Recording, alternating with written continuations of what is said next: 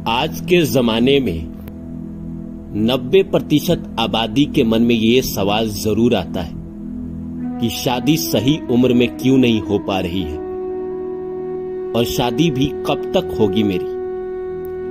क्या देरी से शादी होना भी जिंदगी में पहले से तय है? उनके मन में ये सवाल आता ही आता है।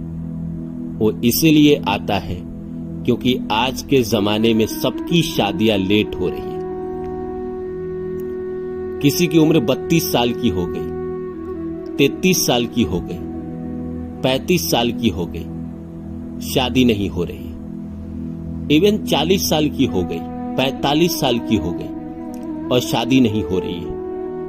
मैं सिर्फ पुरुष की बात नहीं कर रहा हूं, मैं स्त्रियों की भी बात कर रहा हूं, लड़कियों की भी बात कर रहा हूं जिसकी उम्र 32 साल, 35 साल, 38 साल हो गई है और शादियां नहीं हो रही। क्या कारण है कि इस जमाने में इतनी ज्यादा शादी देरी से हो रही है और कईयों की होती भी नहीं है? कई लोग ऐसे हैं जिनकी शादियां नहीं हो पा रही है। ऐसा कौन सा कर्म है प्रारब्ध में पिछले जन्म के कि इंसान की शादी नहीं हो पा रही है, या होती भी है तो लेट से होती है? कई लोग हैं जो इस सवाल का जवाब जानना चाहते हैं।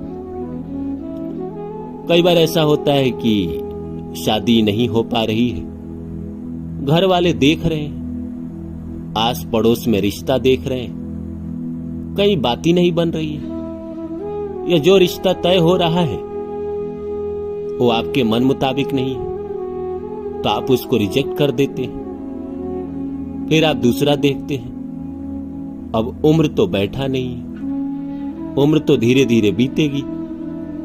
या कई और कारण होते हैं, जैसे लड़कों की कारण हो गई कि मान लीजिए घर परिवार पुराना है, जो घर है लड़के का वो पहले का साजी का घर है और नया घर नहीं है, अब घर बनाना है और घर बनाने के चक्कर में इंसान की उम्र थोड़ा लेट हो जाती है। अब शादी करके लाएगा तो बीबी को कहां रखेगा? या लड़कियों का यह भी कारण हो जाता है कि भाई मान लीजिए पिता के पास पैसे नहीं है और वो अभी व्यवस्था नहीं कर पा रहे हैं तो इस चक्कर में शादियां भी लेट होती है। लेकिन क्या सिर्फ यही कारण है या इसके अलावा भी कई कारण हैं? क्योंकि वही लोग देख रहा है कि उन्हीं लोगों की सहेली की शादी सही समय पे हो रही है, उनके जो भी दोस्त हैं उनके सबके शादी हो गए, कॉलेज में जो भी साथ पढ़े थे सबके शादी हो गए, बच्चे हो गए, बच्चे भी 2-3 साल 5 साल के हो गए, लेकिन इस इंसान की शादी नहीं हो रही। कारण क्या है? आइए इसको समझते हैं। समझने से पहले आप सभी से आग्रह है कि आप मेरे चैनल को सब्सक्राइब कर दें और जितना हो सके शेयर करें। तो आइए शुरू करते हैं। दोस्तों, आप इस बात को अच्छी तरह जानते हैं कि हमारी जिंदगी में सब कुछ पहले से तय है, और अगर सब कुछ पहले से तय है तो शादी भी पहले से तय होगी। ऐसा तो है नहीं कि शादी दूसरे कर्म है, प्रारब्ध से ही है, और शादी उसी इंसान से होती है जिस इंसान के साथ हमारे प्रारब्ध के कर्म अच्छे हैं, जिस इंसान के लिए हमने प्रारब्ध में बहुत किया है या जिसने हमारे लिए बहुत किया है, तभी तो इस जिंदगी में वो आपके जीवन में आएगा और आपको पूरे जीवन उसको झेलना पड़ेगा। या तो आप उसके लिए करेंगे या वो आपके लिए करेगा। अब आप कहेंगे इसमें झेलना क्या? झेलने का सेंस ये है कि आपको उसके लिए करना पड़ेगा, चाहे आप सुखी होके करें या दुखी होके करें, लेकिन करना तो पड़ेगा।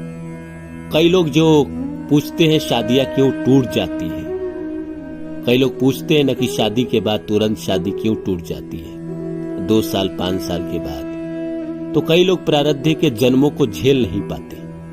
वो इतना ज्यादा हार्ड वर्किंग पेंडिंग कर्मा होता है कि इस जीवन में उनसे झेला नहीं जाता, जिसके वजह से वो पुराने पेंडिंग कर्मा छोड़ देते हैं और तलाक ले लेते हैं। फिर दूसरे शादी की तलाश में जाते हैं, वहां भी उनको ऐसा ही घर परिवार मिलता है जहां उनको करना ही पड़ेगा। शादी के बाद एक और समस्या होती है कि लड़का तो चलो ठीक है, लेकिन उसके फैमिली वाले इतने टॉर्चरर होते हैं, इतने परेशान करते हैं कि आप उससे ऊब जाते हैं। और आज के जमाने में हर कोई स्वतंत्रता चाहता है। वो चाहता है कि मैं, मेरा परिवार, मतलब मैं, मेरा पति और मेरा बच्चा, बाकी लोग भाड़ में जाए। वो ऐसा ही सोचते हैं। अब बाकी लोग अगर भाड़ में जाएंगे तो लड़का तो मान के चलिए आपसे पहले अपने माता पिता के साथ ही था, तो आपसे ज्यादा तो उनकी सुनेगा। अब उनकी सुनेगा तो आपको तकलीफ होगा कि इसने मेरे साथ दगा किया, मेरे साथ शादी किया, लेकिन मेरी बात नहीं सुनता है। तो इसीलिए शादियां टूट रही है। कई कारण तो ये भी है, कई कारण प्रेम भी है कि प्रेम नहीं था, प्रेम की कमी थी, इसीलिए भी शादियां टूटी। कई फिजिकल रिलेशन के कारण भी होते हैं कि भाई दोनों में से किसी एक का अफेयर चल रहा है कहीं पे, तो उसके वजह से शादियां टूट जा रही है। मैं आज बात कर रहा हूं कि शादी की सही उम्र क्या है और शादी सही उम्र पे क्यों नहीं हो पाती। तो मैंने कहा कि प्रारब्ध के जो कर्मा आपके रहते हैं जिस इंसान के प्रति, शादी तो उसी इंसान से करनी है, उसी इंसान से प्रकृति कराएगी आपकी। अब क्या है कि प्रकृति आपको इस बात को समझिए कि मान लीजिए आपकी शादी किसी लड़की या किसी लड़के से होनी है और उसके जीवन में आपके मान के चलिए 25 साल ही कर्मा है। मान के चलिए आप कोई लड़की है और किसी लड़के से आपकी शादी होनी है, तो प्रारब्ध के कर्म इतने हैं कि आप उस लड़के के साथ 25 साल ही रह सकते हैं, लेकिन प्रकृति को आपको इस जीवन में अलग नहीं करना है।